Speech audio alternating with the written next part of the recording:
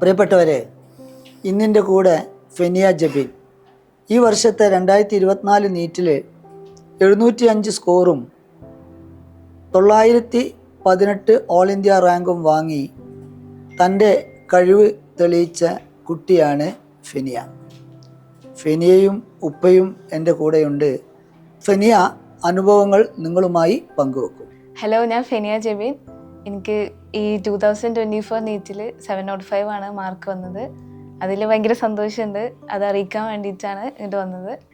എൻ്റെ ഇപ്രാവശ്യത്തെ റാങ്ക് വന്നത് 918 ആണ്. പിന്നെ ഞാൻ 10ാം ക്ലാസ് വരെ പഠിച്ചത് സാധാ സ്കൂളിലാണ്. അതിനുശേഷം +1 +2 ഗവൺമെൻറ് രാജാസിൽ. പിന്നെ അതിനുശേഷം ഞാൻ യൂണിവേഴ്സലിലായിരുന്നു റിപ്പീറ്റ് ചെയ്തത്. അപ്പോൾ കഴിഞ്ഞ പ്രാവശ്യം എൻ്റെ മാർക്ക് 584 ആയിരുന്നു. അതിന്നിപ്പോൾ ഇപ്രാവശ്യം എനിക്ക് 705 ആക്കാൻ പറ്റി. അതിൽ ഭയങ്കര സന്തോഷമുണ്ട്. ആ സന്തോഷം നിങ്ങളുമായി പങ്കുവെക്കാനാണ് ഞാൻ നിങ്ങളുടെ മുന്നേ വന്നിട്ടുള്ളത്. ഞാൻ ഫെനിയാൻ്റെ ഫാദറാണ്. ഇപ്പോൾ മകളുടെ ഈ ഒരു റിസൾട്ട് അത് വളരെ സന്തോഷമുണ്ട്, അൽഹംദുലില്ലാ. കാരണം അവളെ ഞാൻ പഠിപ്പിച്ചിട്ടുള്ളതൊക്കെ ഗവൺമെൻറ് സ്കൂളാണ്. സാധാരണ ഹൈസ്കൂൾ വരെ എയ്ഡഡ് സ്കൂളായിരുന്നു ഉണ്ടായിരുന്നത്. പിന്നെ +1 +2 രാജാസ് ഹൈസ്കൂളിലാണ് പഠിച്ചത്. അവൾക്ക് ഇങ്ങനെ ഒരു താല്പര്യം വന്നപ്പോൾ ഞാൻ എന്ത് ചെയ്തെന്ന് വെച്ചാൽ ഞാൻ ഇൻസ്റ്റിറ്റ്യൂട്ടുകൾ നോക്കൽ തുടങ്ങി. എവിടെയാണോ മകൾക്ക് നല്ലൊരു കോച്ചിങ് കിട്ടുക എന്നുള്ള ഒരു കാഴ്ചപ്പാടിൽ. കാരണം ഒരു പാരൻ്റ് എന്നുള്ള നിലയ്ക്ക് നമുക്ക് നമ്മുടേതായിട്ടുള്ള കുറേ കൺസിഡറേഷൻ ഉണ്ടാവും. സ്വാഭാവികമായിട്ടും പെൺകുട്ടികളെ നമ്മൾ വിടുമ്പോൾ നമുക്ക് ആ ഒരു സേഫ്റ്റി സൈഡ്, അതേപോലെ അവിടുത്തെ ഇൻഫ്രാസ്ട്രക്ചർ, അപ്പോൾ ഇങ്ങനെ കുറേ കാര്യങ്ങൾ നോക്കിയിട്ടാണ് ഞാൻ ഒരു യൂണിവേഴ്സൽ സെലക്ട് ചെയ്തത്. കാരണം ഒന്നാമത് യൂണിവേഴ്സലിനെ സംബന്ധിച്ചിടത്തോളം ഞാൻ മനസ്സിലാക്കിയത് എന്താ വെച്ചാൽ അവർ ഒരു സെൻറ്ററേ ഉള്ളൂ. പിന്നെ ഒരു ആശങ്ക ഉണ്ടായിരുന്നത് എന്താണെന്ന് വെച്ച് കഴിഞ്ഞാൽ ഇവൾ ഗവൺമെൻറ് സ്കൂളിൽ പഠിച്ച കുട്ടികളാണ്. അപ്പോൾ സ്വാഭാവികമായിട്ടും പല സ്ഥാപനങ്ങളും ഈ ഹയർ ലെവലിൽ പഠിച്ചിട്ടുള്ള സ്ഥാപനങ്ങളിൽ നിന്ന് വന്ന കുട്ടികൾക്ക് ഒരു കൺസിഡറേഷനും അപ്പോൾ അങ്ങനെ ഉണ്ടാവും എന്നുള്ളൊരു ഡൗട്ട് എനിക്കുണ്ടായിരുന്നു. പക്ഷേ ഒരു സിംഗിൾ സെൻറ്ററിൽ എല്ലാ കുട്ടികളെയും ഒരേപോലെ ഫോക്കസ് ചെയ്തുകൊണ്ട് അവരെ ഒരേപോലെ ഇൻസ്പയർ ചെയ്തുകൊണ്ട് നടത്തുന്ന ഒരു ഇൻസ്റ്റിറ്റ്യൂട്ട്, അതാണ് ഞാൻ യൂണിവേഴ്സിറ്റിയിൽ കണ്ട ഏറ്റവും വലിയൊരു അഡ്വാൻറ്റേജ്. പിന്നെ അതിൻ്റെ സേഫ്റ്റി സൈഡ്, സെക്യൂരിറ്റി സൈഡ്, പിന്നെ കോളേജിലെ പോലെ തന്നെ ഇൻഫ്രാസ്ട്രക്ചർ ഇവർ ഹോസ്റ്റലുകളുണ്ട്. അപ്പോൾ ഹോസ്റ്റലിൽ ചെന്ന് കഴിഞ്ഞാലും പഠിക്കാനുള്ള ഒരു സൗകര്യം അവിടെ ഉണ്ട്. അപ്പോൾ എന്നെ സംബന്ധിച്ചിടത്തോളം ഞാൻ കോട്ടക്കലുള്ള ഒരാളാണ്. എനിക്ക് എന്തിനാണ് എൻ്റെ മകളെ വീട്ടിൽ നിന്ന് അടുത്ത് ഉള്ള ഒരു കുട്ടി എന്നുള്ള രീതിയിൽ അവളെ ഞാൻ ഒരിക്കലും ഒരു ഹോസ്റ്റലിൽ പറഞ്ഞയക്കേണ്ട കാര്യമില്ല. അപ്പോൾ ഞാനത് അമീർ സാറോട് ഞാൻ ചോദിച്ചു, സാറേ എന്തിനാണ് എനിക്ക് മകളെ എന്നും ഇവിടുന്ന് ഞാൻ കൊണ്ടുപോയി വരാം. കാരണം എനിക്ക് ഹോസ്റ്റലിലേക്ക് വിടുന്നതിനേക്കാൾ എളുപ്പമാണ് എൻ്റെ വീട്ടിൽ നിന്ന് കോളേജിൽ നിന്ന് വീട്ടിലേക്ക് പോകുന്നത്. അപ്പോൾ അങ്ങനെ വരുന്ന സമയത്ത് ഏത് സമയത്താണെങ്കിലും എനിക്ക് അവളെ പിക്ക് ചെയ്യാനും കൊണ്ടുപോകാനും പറ്റും. അപ്പോൾ സാറന്ന് പറഞ്ഞൊരു കാര്യമുണ്ട്, കുട്ടികളെ സംബന്ധിച്ചിടത്തോളം അവർ അത്രയും ഫോക്കസ്ഡ് ആയിട്ട് ചെയ്യണം. കാരണം ഞാൻ ഓരോ കുട്ടികളെ അത്രയും ഫോക്കസ് ചെയ്ത് കമ്മിറ്റഡ് ആയിട്ട് ചെയ്യുന്ന ഒരു സംഭവമാണ്. അപ്പോൾ അതുകൊണ്ട് അവർ വീട്ടിൽ പോയി കഴിഞ്ഞാൽ പിന്നെ അവർ ആ മൈൻഡ് സെറ്റ് മാറാതിരിക്കാനും അവർക്ക് കൂടുതൽ രാത്രികൾ പഠിക്കാനും അതിന് ഹോസ്റ്റലിലും ഞാൻ എന്ത് ചെയ്തിട്ടുണ്ട്, ഒരു സ്റ്റഡി സെൻറ്ററും കാര്യങ്ങളൊക്കെ ചെയ്തിട്ടുണ്ട് എന്ന് പറഞ്ഞ്. അപ്പോൾ അങ്ങനെ ഞാനത് പോയി കണ്ട്, അപ്പോൾ കോളേജിൽ നിന്നും പഠിക്കുക ഹോസ്റ്റലിൽ നിന്നും പഠിക്കുക എന്നുള്ള രീതിയിൽ വന്നപ്പം അവൾ 100% എന്താണ് അതിൽ കമ്മിറ്റഡ് ആയിട്ട് ഫോക്കസ് ചെയ്യണം. അപ്പോൾ അത്തരം ഒരു ഇൻഫ്രാസ്ട്രക്ചറിൽ കണ്ടപ്പോഴാണ് ഞാൻ വീണ്ടും ഒരു റിപ്പീറ്റഡ് ചെയ്തോ എന്നുള്ള രീതിയിൽ പറഞ്ഞത്. അതെന്തായിരുന്നാലും വലിയൊരു അനുഗ്രഹമായി, അൽഹംദുലില്ലാ. അതുകൊണ്ട് ഈ രീതിയിലുള്ള മാർക്ക് നേടാനും സാധിച്ചു. അപ്പോൾ അതുകൊണ്ട് അതിൻ്റെ പിന്നിൽ അവളുടെ ഒരു നല്ലൊരു എഫേർട്ട്, പിന്നെ അതേപോലെ ഇൻസ്റ്റിറ്റ്യൂട്ടിൻ്റെ ഭാഗത്തുനിന്നുണ്ടായത് ഒരു എഫേർട്ട്, ഇത് രണ്ടും കൂടി ചേർന്നപ്പോഴാണ് ശരിക്കും അതൊരു നേട്ടമായിട്ട് വന്നിട്ടുള്ളത്. അപ്പോൾ ഇനി ആ ഒരു സന്തോഷങ്ങളെ അറിയിക്കുക എന്നുള്ള ഒരു ഇതുണ്ടായിരുന്നു, അൽഹംദുലില്ലാ. അപ്പോൾ ഈ ഒരു വിജയത്തിന് എന്നെ നന്നായിട്ട് ഹെൽപ്പ് ചെയ്തിട്ടുള്ളത് യൂണിവേഴ്സിലത്തെ ക്ലാസ്സും അതേപോലെ ഹോസ്റ്റലിലത്തെ സൗകര്യങ്ങളൊക്കെയാണ്. അപ്പോൾ ഞാൻ ഫസ്റ്റ് റിപ്പീറ്റ് ചെയ്യാൻ വരുന്ന സമയത്ത് എനിക്ക് വേറെ കൺഫ്യൂഷനൊന്നും ഇല്ലായിരുന്നു. യൂണിവേഴ്സിറ്റിയിൽ തന്നെ ഞാൻ ഫസ്റ്റ് ചൂസ് ചെയ്തത്. കാരണം ഞാനിവിടെ ട്യൂഷൻ ഉണ്ടായിരുന്നു. അപ്പോൾ എനിക്ക് ഇവിടുത്തെ ക്ലാസ്സൊക്കെ ഭയങ്കര ഹെൽപ്ഫുള്ളായിട്ട് തോന്നി. പിന്നെ ടീച്ചേഴ്സ് ആണെങ്കിലും ഭയങ്കര റിസോഴ്സ്ഫുള്ളാണ്, സപ്പോർട്ടീവാണ്.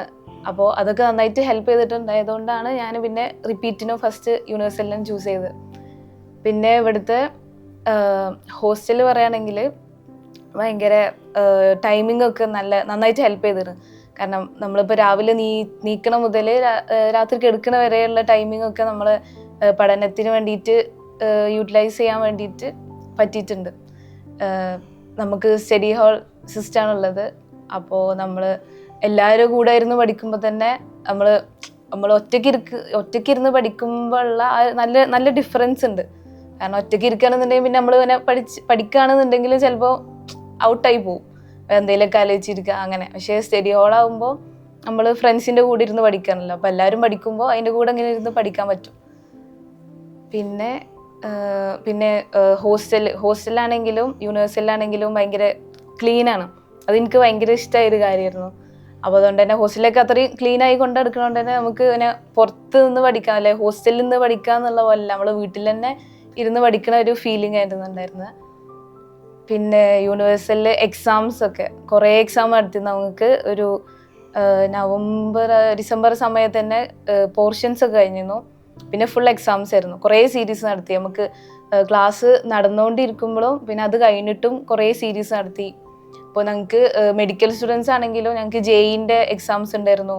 അതേപോലെ നീറ്റിന് തന്നെ കുറേ എക്സാംസ് നടത്തിയിരുന്നു. May 3 വരെ ഞങ്ങൾക്ക് എക്സാമിൻ്റെ കുറച്ച് ദിവസം മുന്നേ വരെ തന്നെ ഞങ്ങൾക്ക് നീറ്റ് മോഡലായിട്ടുള്ള കുറേ എക്സാംസ് നടത്തി.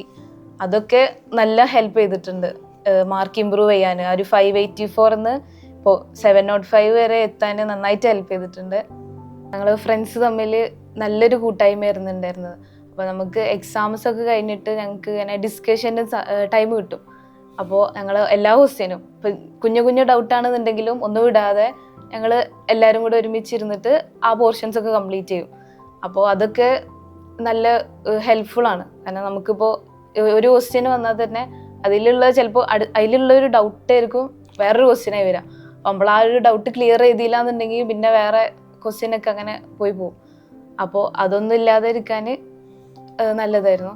നമ്മുടെ റൂംമേറ്റ്സ്, നമ്മളെ ഫ്രണ്ട്സിൻ്റെ ഒക്കെ റോൾ എന്ന് പറയുന്നത് ഭയങ്കര വലുതാണ്.